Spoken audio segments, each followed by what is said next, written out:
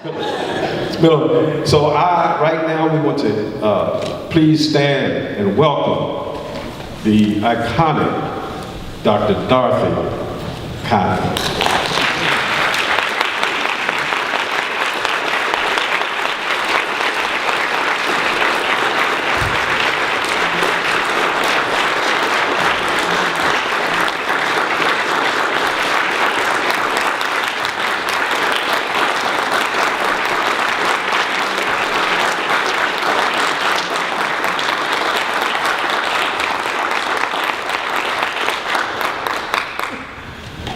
As I heard some an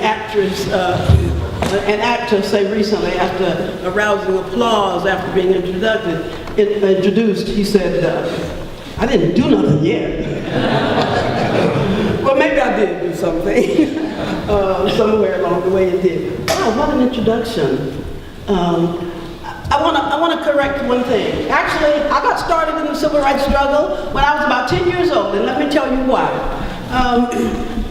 Little boy, little blonde, blue-eyed boy, I think it was blonde. You know, some folks, we don't talk about being blonde or color and all that sort of stuff as much as some other folk do in the culture. But this little boy was singing a song as he rode down my street, right on his bicycle, kicking up dust. And you know why he was kicking up dust? Because the pavement stopped when it got through the white part of town. And where we start on our part of the street was a dusty little street. And I realized what that stirred in me, that this little boy was riding down my part of the street singing a song, paraphrasing Deep in the Heart of Texas, and he was singing Deep in the Heart of Nigger Town.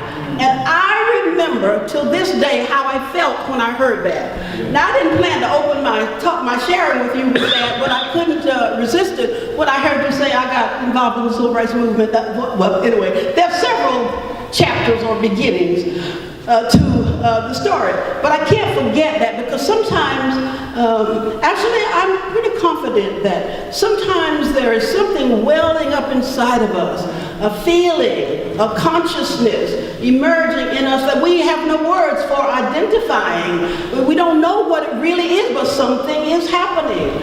I can tell you another story as I jump around you. Wow, I've got just a few minutes here, really. But yeah, I can tell you that I knew in that little house at 917 North Greenleaf Street, where I was born in Goldsboro, North Carolina, I remember feeling that I'm supposed to be somewhere else. And I was, as a youngster, and guess why I felt that? I'm sharing this because I bet some of you may have some feelings. You don't know where they came from, but you're very conscious of the fact that something is churning inside of you, and you don't have specific answers for it. Well, living on Greenleaf Street as a youngster, the men in about 3 houses down from me sold whiskey on the front porch. Anybody old enough to remember those days when people sold moonshine? Yeah. I see in one hand, come on, I bet you there's some more folks. But then the men would compete with each other and they would fight. And I remember that one man took out his knife at one of the men who was, I guess, outselling him or pulling his customers away. I was a child, but I knew that there was something in that neighborhood. When I heard Mr. Lester, what's his name, and he said to his wife, I couldn't get to my knife.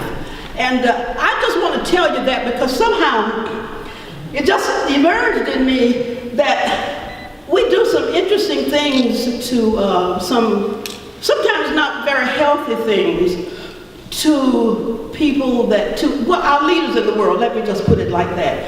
For example, one reason that I was motivated to do a book, great to see you, Brother Virgil, one reason I was motivated to write a book, I came to a place of feeling that people think that Dr. King was not really a human being. Virgil, and you know what? And that dude could sing too.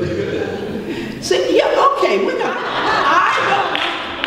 I don't like for people to talk as though Dr. King was not a human being. That we do some interesting things to our leaders. We make them non-persons.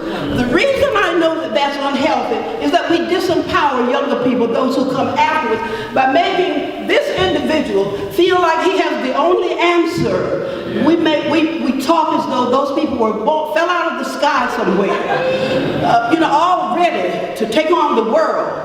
And I have decided that that is a problem. It disempowers those who come afterwards because they feel, oh, I can't do anything in the world because I'm not Martin Luther King. I am resisting that with every ounce of my being.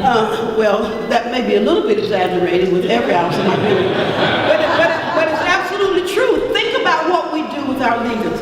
I really, if you haven't seen my book, I want you to see Dr. King standing leading the songs with his hands in his pocket and his head thrown back. I want you to know that I talk about being on one of our people-to-people tours. We used to get in the car, Reverend Y.T. Walker and I, Andrew Young, Reverend Abernathy, and Bernard Lee, 4 or 5 of us all the time, going to various places through the southern and border states where we knew there was some action going on, some action protesting what I call the American style apartheid in this country. We would go to cities. I remember one time we were in a rural area and one man came to a corner to stand and hear what this preacher had to say. But at the same time we could end up in some cities and the churches would be overrun because they had heard him speak or heard about his thoughts. But I tell you this because I want to tell you what could happen in the car. Dr. King had a wonderful sense of humor. And one thing I want to do right now is to humanize him a little bit. Now, what do I mean by wonderful sense of humor? Hey, Virgil, I bet you remember he could tell jokes. He could do a great joke teller. I was sitting on the front seat, Reverend Walker was driving, and Dr. King on the back seat there with maybe a couple of other our staff people. And Johnny Mathis came on the radio singing, Till the 12th of Never. Anybody heard that song? Till the 12th of Never. And he reached over, Martin touched me on the shoulder and said, Dorothy, how long is the 12th of Never? And of course, we just kind of giggled, and he just finished with, that's a long, long time, isn't it? I tell you one other thing, you know, a lot of folk in some areas that we visited call themselves preachers. And we heard one preacher in one of the little towns where we stopped preaching, and this was his theme.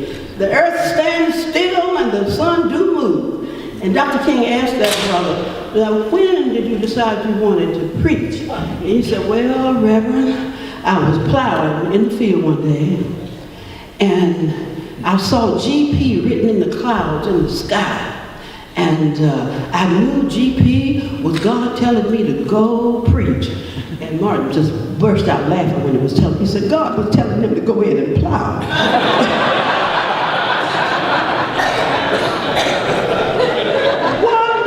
Humor.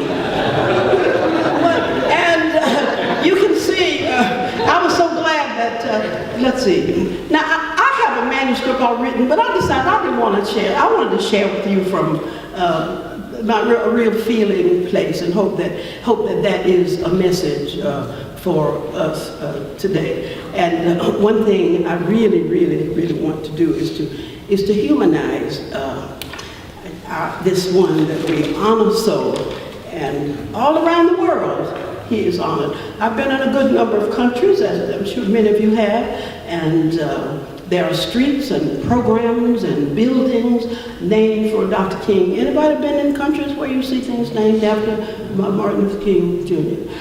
And